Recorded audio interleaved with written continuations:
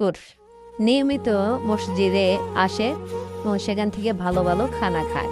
এরপরে সেটা আবার বাসায় নিয়ে যায়, বাচ্চা সহ খায়। এটা তার প্রতিদিনের রুটিন। বাচ্চারা আনন্দিত। এরপরে একদিন মসজিদে প্রচুর মানুষ আসলো।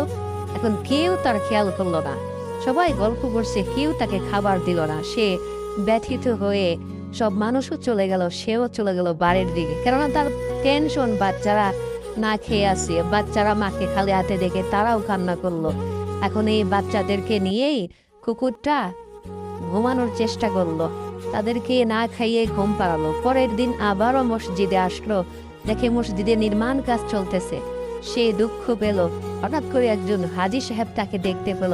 হাজী সাহেব বলল, তুমি কান্না করো না, তোমার খাবারের দায়িত্ব আজ থেকে আমার। দায়িত্বটা নিল।